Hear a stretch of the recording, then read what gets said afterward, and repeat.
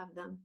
Okay, so yeah, so let me go over a few of your questions on the text. This is our last text, right, from African philosophy, the text by Shutte. And I found some of your questions so good that I want to kind of address them already, and then we get into the text together. So I think it was Halmurad, you were complaining. Where are you, Halmurad? Are you here? Yes.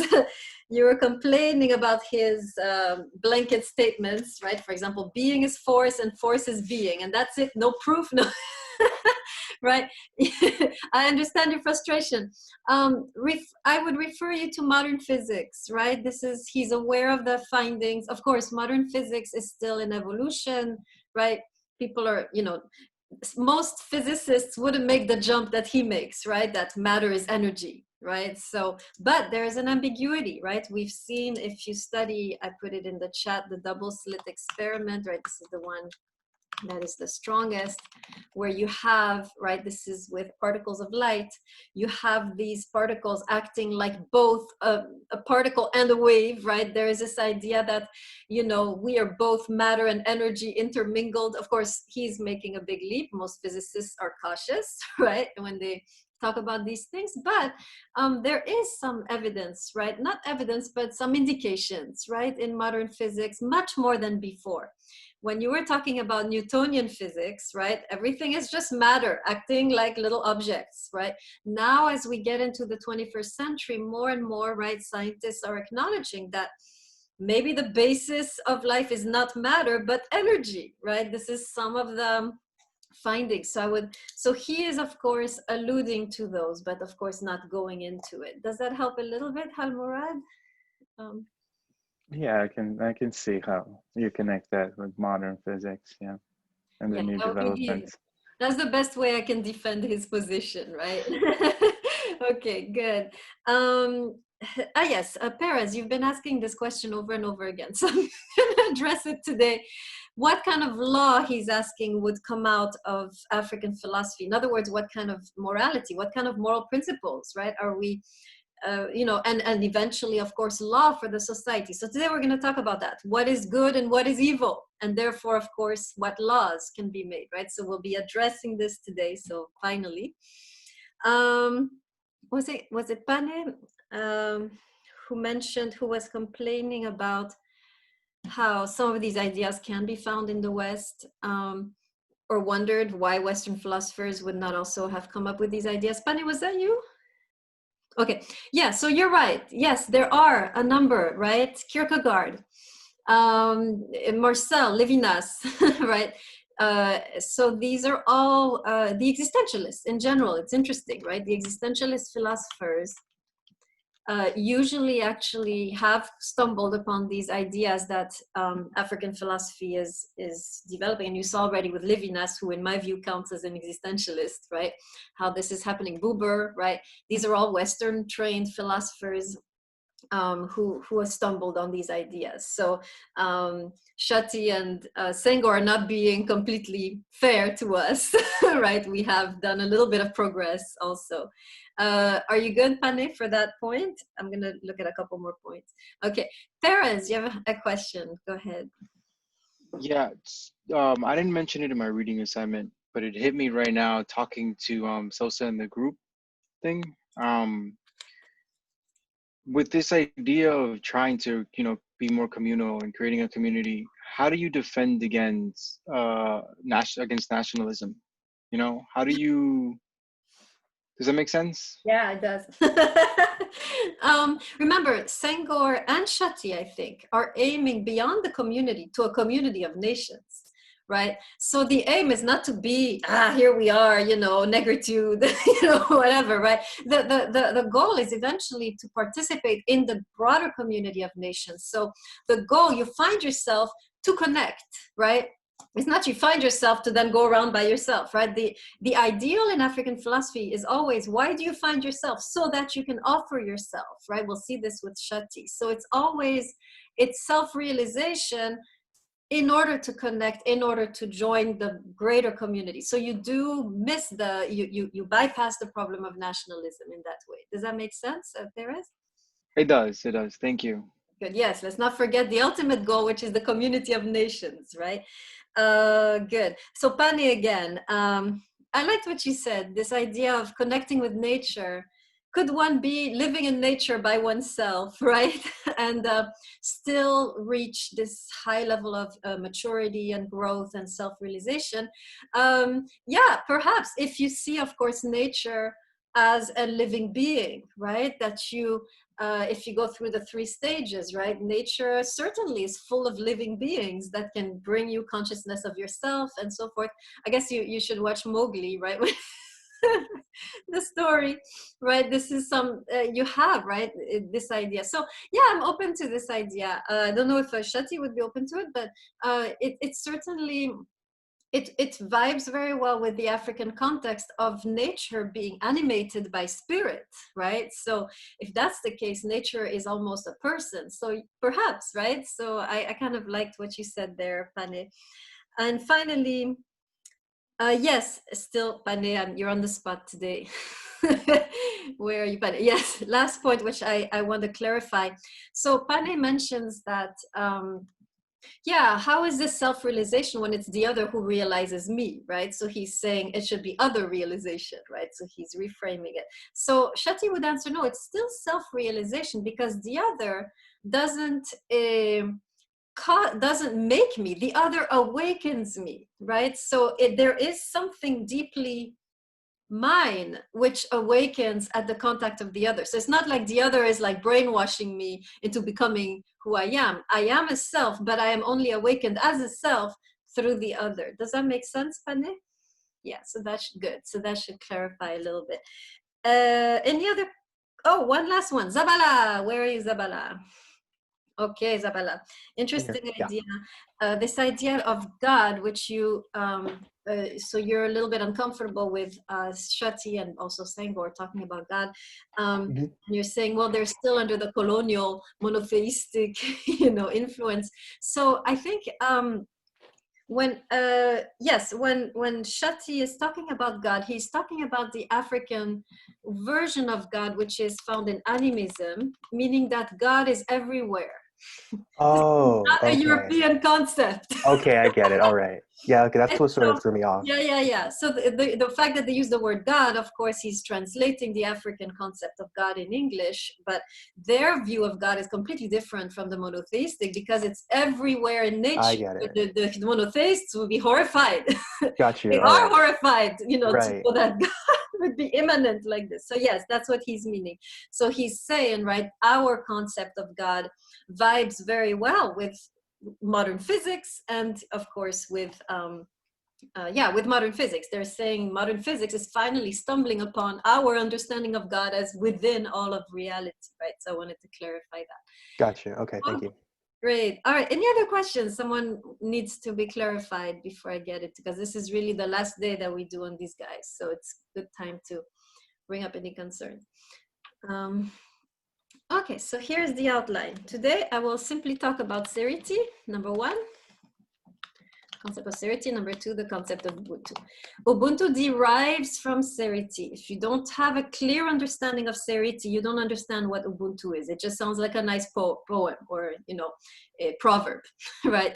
But it's not. It's founded on this concept of being as being force, right? So we'll talk about this right now, right? So I begin on page 52. I'm going to comment this quote: being is force and force is being, right? Which is what is serity, actually. Where is it? Okay, here it is. Second paragraph. By the way, those of you who are interested in deepening your African philosophy, if you're interested in going further, you have several allusions to other philosophers, right? You have Menkiti, Temples. Let me write these down. So you could go further, right? And explore a little bit what these guys are saying, because it seems like there is a lot of work that's been done, right? Beyond Senghor and Shutte there. So if any of you wants to go deeper in African philosophy, you have a whole bibliography, right?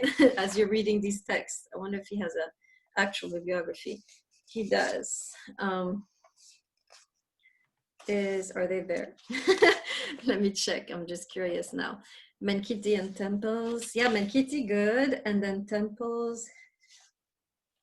Yeah, so great. So you actually can go in the bibliography if you want to go deeper, right? If some of you really got hooked, you have all of the other texts you could be reading to go deeper, right? But anyways, page 52, second paragraph.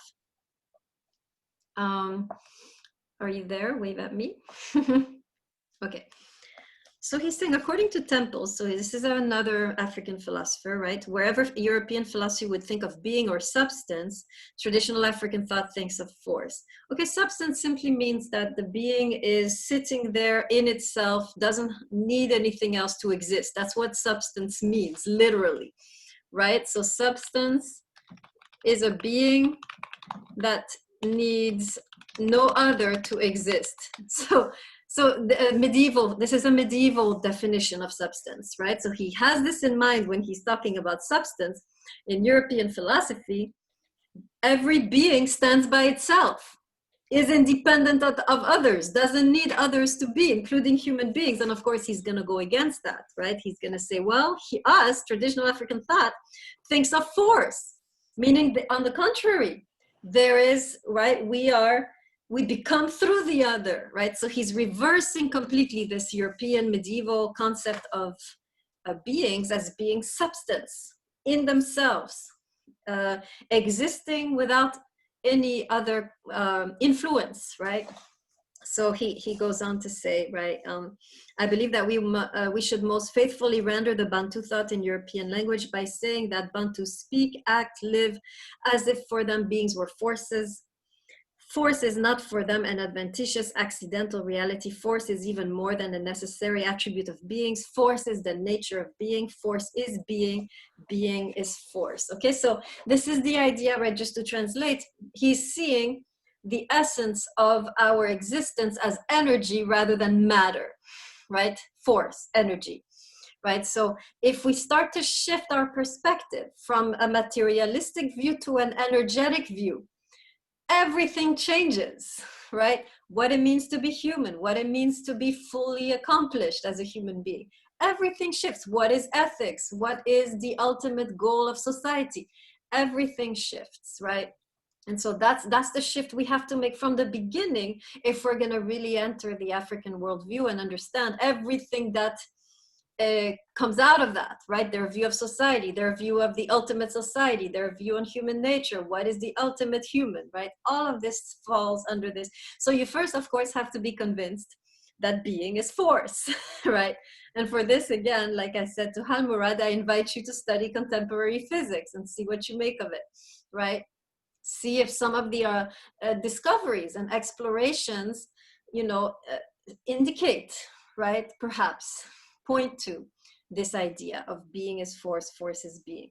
Okay, so if once we've understood that, or at least accepted it, or given it some,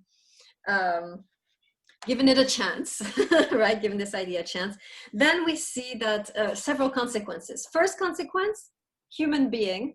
Second consequence, society. We're going to talk about that. So let's look at the two consequences of this idea of being is force, force is being. So A, I'm going to look at the consequence on the human nature, and B, I'm going to look at how this affects our understanding of community, right? So we already know the Western concept of human nature, the Western concept of community.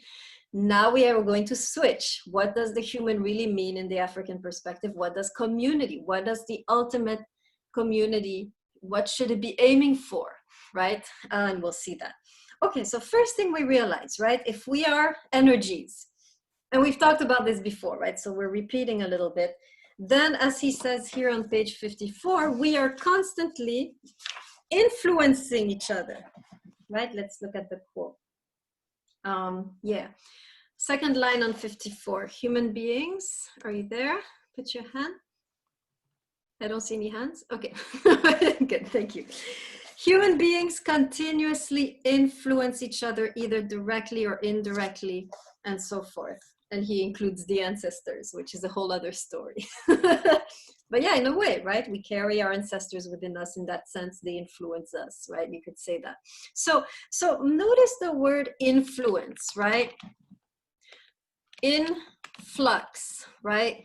Going into the flow.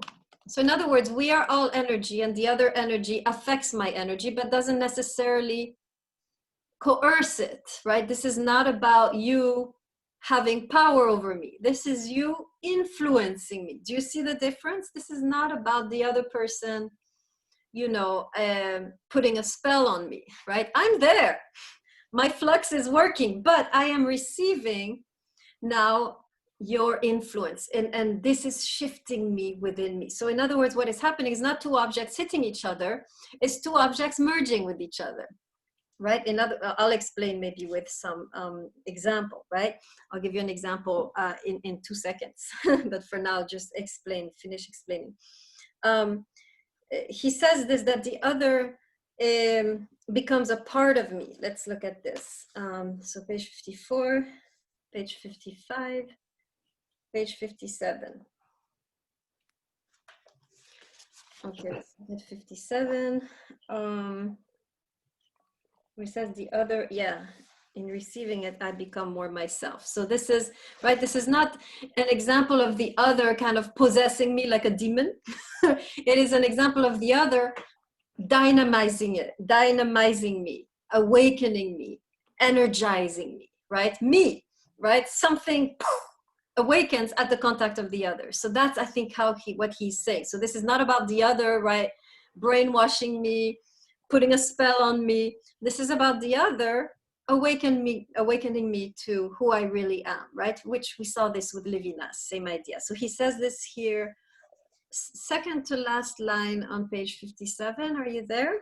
In receiving it, I become more myself, right?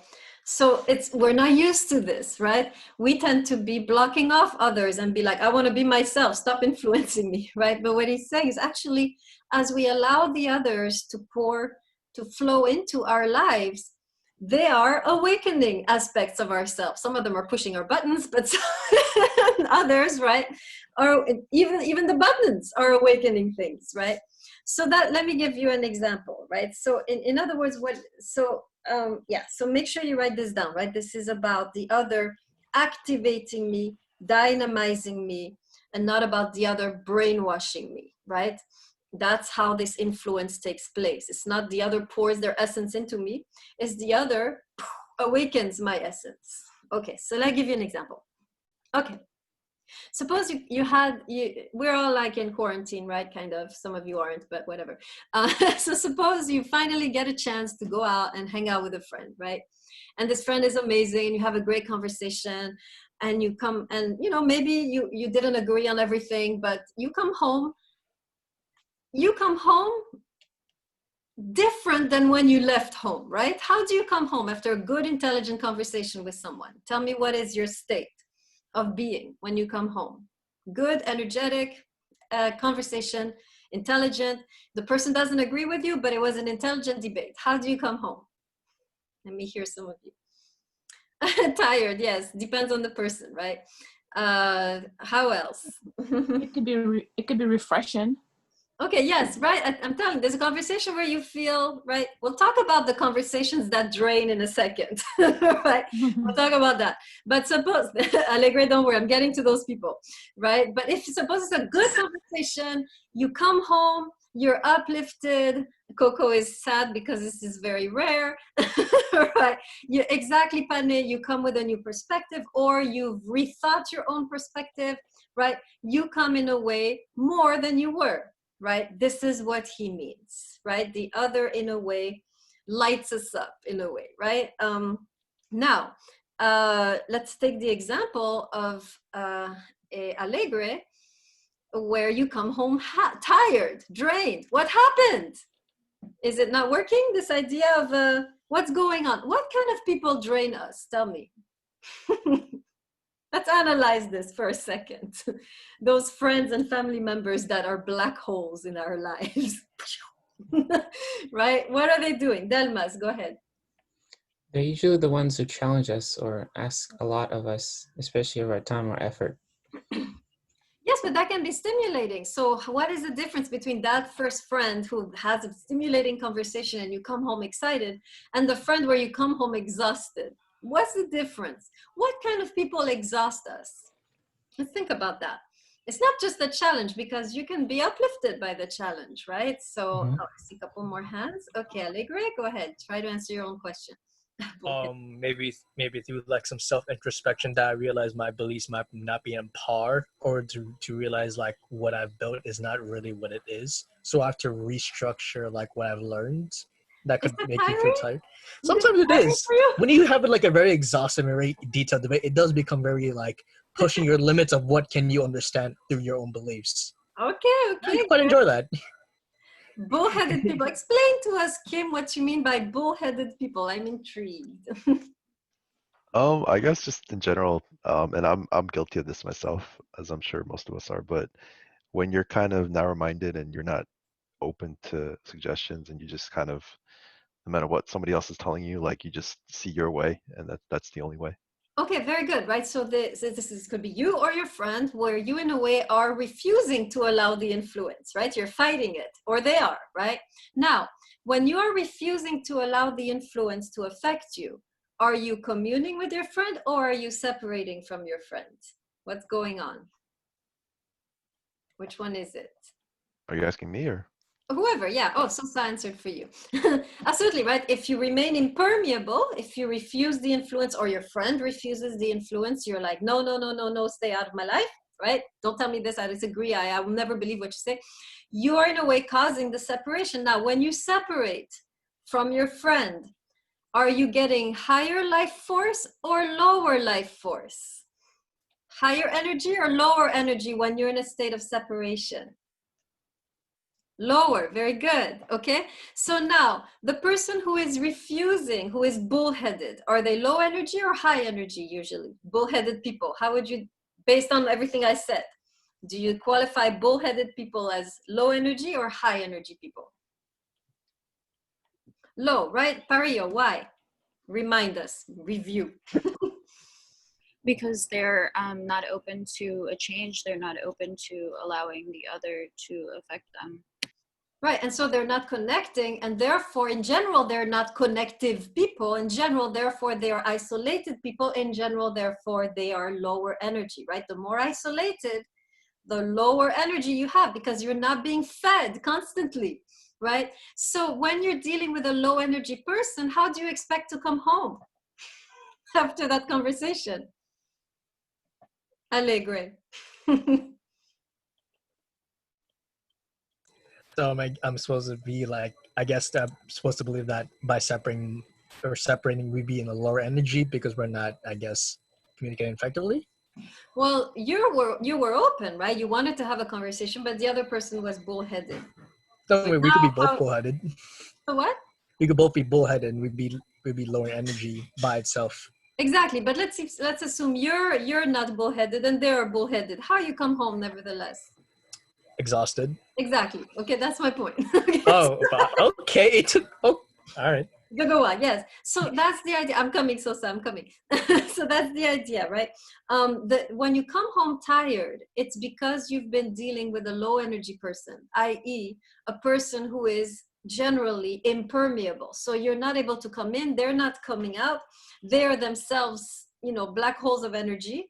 And that's why, right? But in general, if you're dealing with somebody who is a human being who is connected, you will leave the relationship more connected, right? Sosa, you have a question.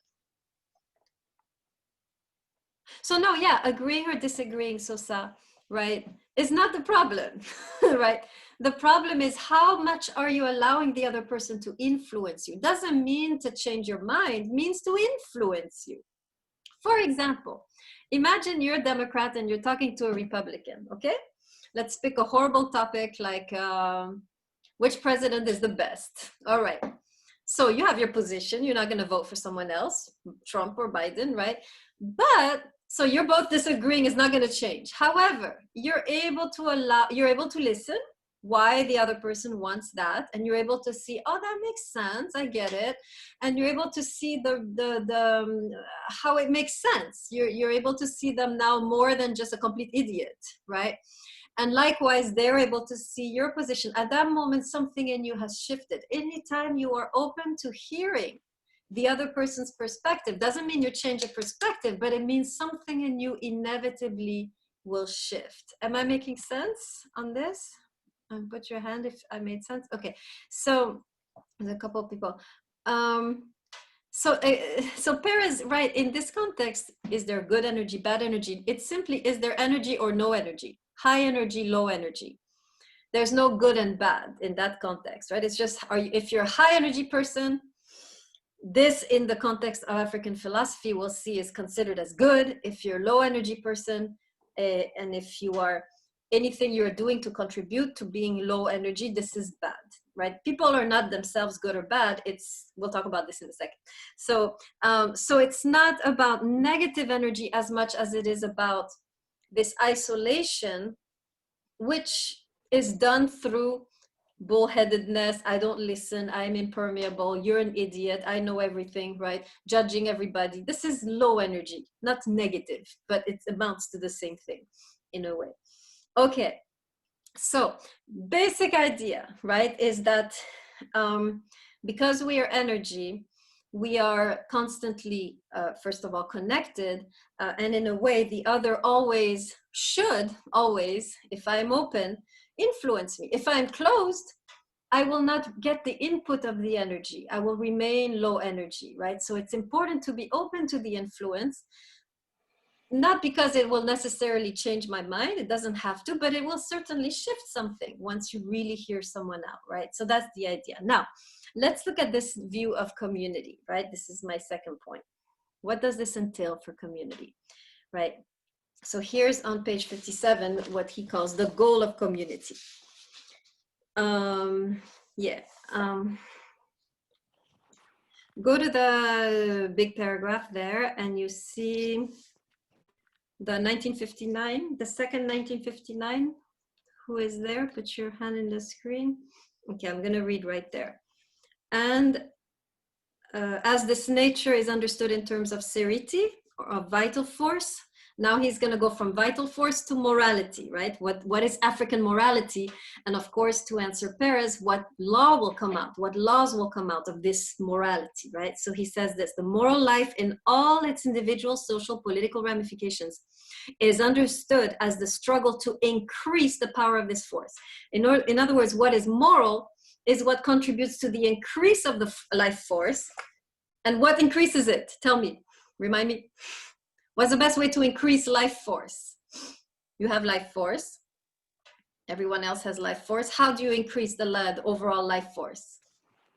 Exactly, you create community, you put people together. Now, big fire, right? So he's saying anything that contributes to the increase of life force in myself, in the other people, this is good. Anything that contributes to the lessening of life force, this is bad, right? So there's no good or bad people. There's just good situation, bad situation, right? So let's continue reading. The activating and final aim of all Bantu effort, this is Temples, right? This is this philosopher that you guys should read, of all Bantu effort is only the intensification of vital force, right? To protect or to increase vital force, that is the motive and the profound meaning in all their practices. So morality is whatever good is what increases vital force, bad is what diminishes it. That's what he says right here. Anything that diminishes this force is evil, bottom of the paragraph. Anything that increases it is good. Now we have a sense of what is good and evil in African society. Now we can write laws, right? Laws that promote the good and that avoid the bad. So as you're saying here, Kim or Sosa, right? Exactly. Anything that separates, isolates people is bad. Anytime you crunch up on your individuality and you don't give a damn about the community, you're bad for you, for them, right? You're bad for yourself because now you're cutting yourself off from the life force of the community, and you're bad for the community because you're depriving them of your life force, right? So that's the idea. Good, Sosa. Alegre. I'm just wondering, can you give examples like this, like prison reform, healthcare? Is like any like examples that we could, so we could understand this better? Yeah, so you can ask yourself, suppose you don't want to pay your taxes, right? Okay, let's imagine you want to pay less, you will find loopholes to not pay taxes. Is this good or evil in in the African worldview of morality? What would you say? I think it would be bad because you're keeping the money for yourself and not helping the other people. Exactly, you're cutting yourself off. Like, I'm not part of you guys. You do you, I do me. Right? At that moment, you're not only bad for them because you're cutting yourself off from the community, right, by keeping everything to yourself, but you're also bad for yourself. Yeah, you have more money, but you don't have access to this greater life force anymore. Psychologically, you've cut yourself off. Even if you benefit, even if you're surrounded by people, right, something in you is cut off. I'm not going to be part of you. I'm going to be over here, right? So something in you is cut off, and you are in a way going to be suffering from that, right? Sosa. Okay, I think my internet is at least decent, right? The what? Is my internet like good enough to talk? You're great, Sosa. Go ahead. Okay. So what I was gonna say was this reminds me of like the ancient like Greek philosophy as well, because I remember like being part of like your community and like your society was a very big thing. It's like, you know, you would help them and they would matter to like help you as well. But also when it comes to like sins, I remember that like by having an excessive amount of like a sin, like food, for instance, it is like taking away from your community that could use also that food. So you're not helping them, you're just helping yourself, and you're really hurting the people around you that could be helping you like throughout all this time. Yeah, and you're hurting yourself too because you're becoming Yeah. obese. Yes. Very good. Yes, yes, most ancient societies, right, are thinking in those terms, right? Except in this context, we have almost a scientific explanation. Why, right? We are really talking about matter as energy, and therefore you cut off, you lose energy, right? There's actual incentive. I think Parillo was asking for incentives, right, in her reading assignment. This is the incentive. How much life do you want to have, right? Do you want to live a kind of, you know, diminutive life with very weak life force, or do you want, right, an expansion of life? And this is the way, right? According to the African worldview, you are part of the community. That is how you absorb the most life force, right? That's how alive you'll be. Does that help a little bit, Parillo? To understand the incentive? Where's Parillo? Yeah, it does help. I guess I just wonder how exactly we go about changing the mindset for people who are very accustomed to thinking more materialistically. Yeah, you have to first argue, right, for, you know, serity. It's impossible otherwise. You can't make a case, right? If you can argue with them that we are energetic beings and not material beings, that's the beginning of the shift, right? Because if we're material beings, then yeah, you take from me. You're taking my stuff right now, right? But if we're energetic beings, we realize that even if I have less stuff, I have more energy. That's the incentive, right? But you have to find a way to argue, and you got to go look at your physics maybe and really find a way to argue that we are energetic and not material, at least us as human beings, right? That shifts everything, right? That should help. Perez, go ahead. Is there such thing as too much energy? I don't think so. Not there. What would happen? Okay. What do you mean? I mean, I was just thinking in terms of Eastern philosophy, how things is a balance, you know? And I was trying to understand like what would happen, like if it was the case that African philosophy would sort of even have the notion of too much energy. I don't know, I was just... So Eastern philosophy, be careful. The balance is in order to have maximal energy, right? When you bring your body into balance, that's in order to create the maximum potential of energy. So there's no limit in Eastern thought as to the energetic experience you can have, right? But you need a certain balance to reach that state of very high energy. And so I don't think in either philosophies you have a cap, right, on how much energy you should have. On the contrary, we are supposed to cultivate the life force most possible. And we're not doing so good, right? So that's the idea. Good. Okay, let me go on now to the idea of Ubuntu so I can finish this section because I'm like behind. Okay, so now we can better understand Ubuntu, which, remember, the definition he's giving of it is on page 46. Let's go there to remind ourselves. Right, this is the actual meaning of Ubuntu. in Bantu, right? A proverb, umuntu, gumuntu, ngabatu, right? This is an expression from one of the dialects of South Africa, right? And this, you find this expression in almost all of the sub-Saharan, or this concept in almost all of sub-Saharan Africa, right? Below the Sahara. These are common people in a way, right? Common worldview. So a person is a person through other persons, right? Make sure you have this. This is on page 46. Where did I read this? Second paragraph, right? Everybody there? 46, second paragraph, put your hand. Okay, and you see there in the middle, a person is a person through other persons. So now we can, now that we've understood the concept of seriti, we can see how the other, in a way, contributes to my own self-realization, right? Okay, so let's look a little bit, a couple more quotes on that, and then you saw the examples he gives, and I'll just review those with you. So on page 46 still, go to page, the last paragraph on 46. A point agreed, are you there? Put your hand in the screen, okay. A point agreed on by virtually all writers on the topic is that persons are defined not by this or that natural property or set of properties like in the West, right? But by the relationships between them, right? In the other, I mean, you have this also in the Middle East, right? They ask you, they don't ask you your name, they ask you, who do you belong to? Who's your father? Who's your mother, right? You don't matter apart from, I mean, you matter, but you are better understood in terms of your relationships, right? So for instance, Menkiti, the philosopher, right?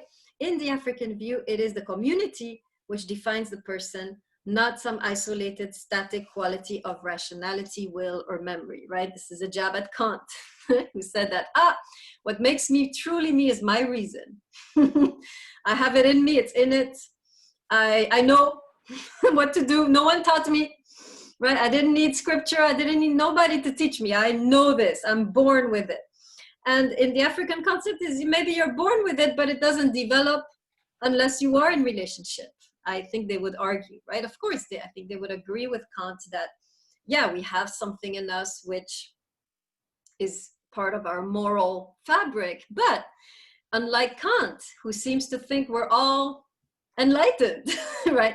The African society knows that we have to gradually awaken this moral sense, right? And that there are stages of morality. And that's what we're going to see right here. Okay, so then he continues, same, just from where we left off. In European philosophy, the self is always envisaged as something outside, inside a person, right? Or at least as a kind of container of mental properties and powers, right? So my psyche is inside, right? My consciousness is inside. In African thought, it is seen as outside. My consciousness is between us, right? My consciousness is the way that I respond to you. That's my consciousness, right? Before I respond, no consciousness, livingness, right? Before I respond, I'm just an object, like a rock, right? When I reach out and I respond to you, I say something or I do something, or I am moved by you, at that moment, the in-between, right, is consciousness, right? That's what they mean by outside. Okay, so the idea here, right, of course, is that our awakening is in the hands of the people around us, right? They are the ones who awaken us. Now, he makes a really nice argument from these 3 stages, right? Let me review here, right? First stage of consciousness, self-consciousness. This is the mother and the baby, if you remember, right? Second stage, self-knowledge. This is the friend or the mentor. Third stage, and this is the part that we often miss as Westerners. We got the first 2, but the third one we often miss, self-transcendence, right? So we'll talk briefly about each one of these. Okay, so I'll just summarize, right? You can read, this is pages 78 to 86 or 7. Actually, we'll see a couple quotes, but I'll skip over the first, I'll go quickly over the first 2 because they're the obvious ones and focus on the third one. First one, right? Baby and mother, page 78, right? You can look later. Right, the baby becomes aware of itself through the mother's gaze. 2 kinds of gaze, right? How she sees him and how he affects her. He's seeing, oh, that's who I am. When I cry, she comes. Right? I have power, right? Or when I throw something on the floor, she gets mad. Okay, this is not good, right? So the baby becomes aware of itself through how the mother sees him. Oh, she loves me, I must be lovable, right? Oh, she thinks I'm cute, I must be cute, right? And then how they react, they also know who they are. Oh, I'm bad right now. Oh, I make her sad, I'm pathetic, right? So that's the idea. So this is obvious, right? So the baby would not develop fully if it didn't have this eye, this gaze on it, right? Okay, that one we know. Second stage, the teacher, the friend, right, who knows us better than ourselves, right? We discover ourselves as intelligent, as creative, as funny through other people, right? Until people laugh at your jokes, you don't know you're funny, right? Until you get these amazing grades in school, you don't know you're intelligent, right? Until someone tells you, you know, you're such a good lover, or you're such an amazing artist, you don't know you're these things, right? So the mentor, by which I mean someone who encourages your talent, someone who draws it out of you, or the friend or the lover who draws out of you who you are through their appreciation, through their gaze. They see what you don't even see, right? They see who you're going to be, who you truly are, and they reflect it back to you. Again, you're growing, right? Now, most of us, we stay there. We never reach the third stage, which is self-transcendence. And this is what I want to focus on. Let's look at this page. Let me explain it and then quickly read the quote, right? Self-transcendence is once you've become yourself through the gaze of the other, you now offer that self. You now offer your own gaze, right? Or you give of yourself. This is the part that we have the hardest time with, right? We're fine as long as the other is feeding us. But when it comes to feeding them, that's another story. But this is the highest level, right? This is the level where you now assume responsibility for another human being. Up until now, other people were responding to you. Now you are now becoming the one who is responding to others, right? So it's a reversal, right? Before, it's the mother responding to you, the friend, the mentor responding to you, reflecting. Now it's you responding to the needs of others. And the highest level of this, of course, is marriage and family, right? In the African society. So the idea of having a spouse and having children who mess up your lives, right? This is the idea, right? Now it's no more about me anymore. And this notion of giving yourself to another human being, a spouse, whoever they are, right? And then caring for people beyond yourself, right? It could be children, it could be animals, it could be parents, doesn't matter, right? As long as you're caring for someone, right? Even the Africans wouldn't, you know, it's not like they're imposing the traditional framework of family, right? They're just saying it's about caring for another, no matter what shape or form or gender that other might have. As soon as you switch from being responded to now you responding to the needs of the other, what does the other desire? What do they need? What are they asking of me right now? What are they begging me to do, right? As you respond to them, you are now attaining the highest level of human development, right? Okay, so let's read a couple quotes. Page 86, 87.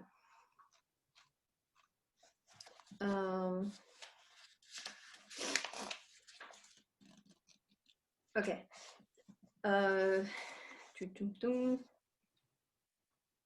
Yeah, go to 87's third paragraph. Fourth paragraph. Yeah, that's a good one. In the intimate knowledge, are you there? Put your hand in the screen. Okay. In the intimate knowledge of the other person that personal growth makes possible, I enter so fully into his life and mine that it is as though I have overcome the limitations of my separate individuality. It's not about me anymore. Boom, I've shifted. I flipped. It was all about me. My self-realization needed to be about me up until that point. Absolutely. What are you going to give if you have nothing? right? If you haven't had the mother's gaze, if you haven't had the friend and the mentor, you have nothing to give. You're insecure, you're a black hole, right?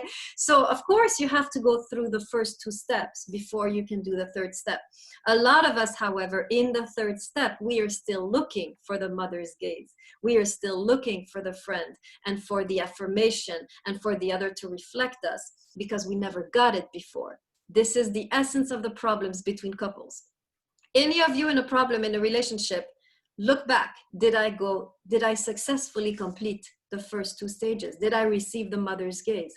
Did I receive the mentor? Because if you are looking for that in your spouse, it's not going to work. That's not the point of the spouse, right? The spouse is supposed to lead you into the 3rd level. So if your spouse is not contributing and reflecting you properly like you want to be reflected, and you're mad about that, that's because the spouse is not there for that, right?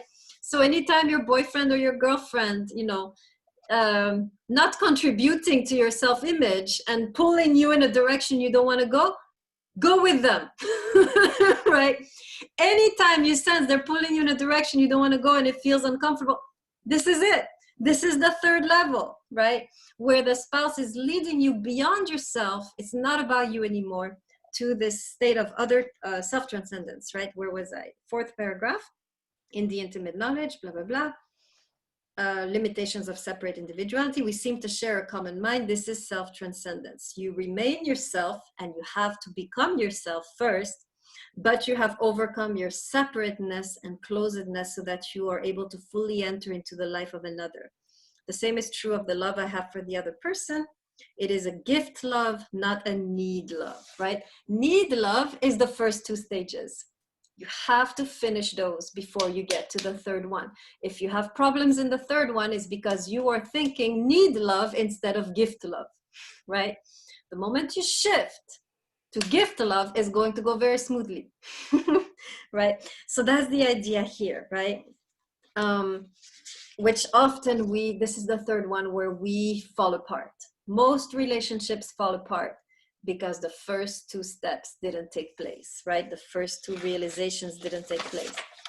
Okay, great. Any questions especially on this last part? This should have caused everybody a lot of discomfort.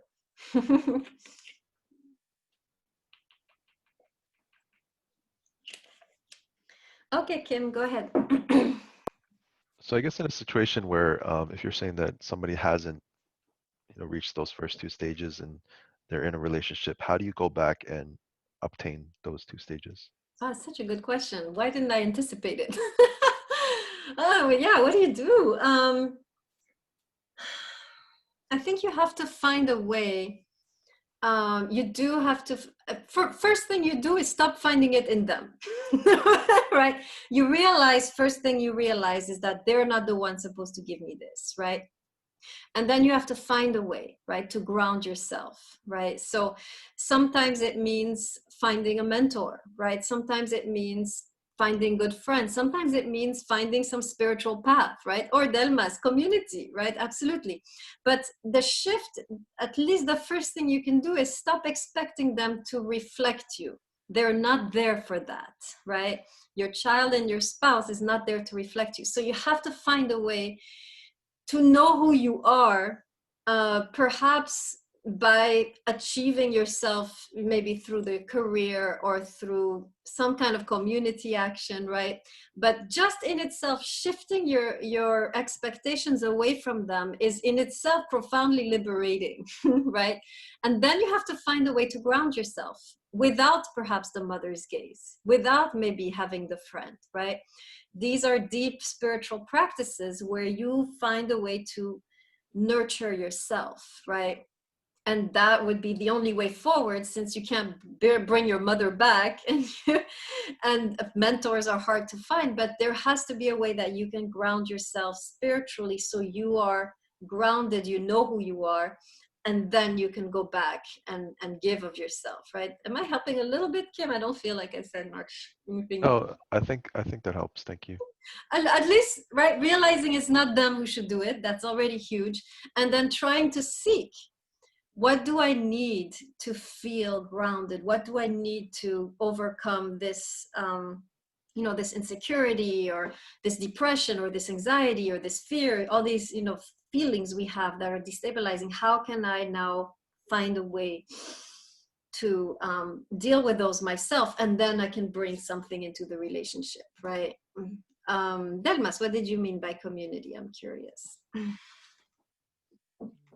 By community, I meant just like I think Paul was asking earlier on, like where should I go, especially if I'm in a stage where I don't really know who I am or how to move forward. Then perhaps learning from other people, right? Either through a mentor or other people who have gone or are already married or have gone through the stage of being in a relationship with other people. And you can learn from them, ask them for advice, or just learn from how they interact. And just being needy, you know? I think people appreciate it when you say, hey, I need help. And they will be more willing to help you out just by being vulnerable. Yeah, excellent, right? The need you bring to the community, not to the spouse. Right? But yeah, it would be a good time to find some kind of mentor, even if it's an internet mentor, right? But definitely there has to be a moment where one comes into one's own. That's why the beauty of African culture is these initiation rituals where you become a man, where you become, right, a member of society. These are ancient rituals that really help in the transitions. We don't have those, so we're like 12 years old till we're 60. Right, because we never did these transitions. So perhaps, yeah, finding a mentor, I think, is a good place to start. Finding friends who can reflect back who you are, but not expecting that from the spouse. Of course, the spouse gives a little bit of that, right? But they are not there for that. They are there for the moment of self-transcendence, right? Good. Any other questions? All right. Okay, so let me remind you that you have your group work on Wednesday. So I have to figure out questions like now. So I'm gonna put them on Blackboard. Let me write this down. And then your tests are due also on Wednesday. I need to be able to access them by Thursday morning. That's when I'll be grading them. That is the only time I'll be grading them. Friday I'm not, and Saturday I'm doing you guys' tests, right? So you can work as long as you want on Wednesday, as long as by Thursday morning I see your test there, right? Once I empty that folder, it's over. Okay, so let me write a note to myself. So I need to find the questions for you, for Shutte, and then write an announcement on Blackboard about the test dates. Okay, so that's it. Any questions? We good? Okay, I'm gonna stop the recording.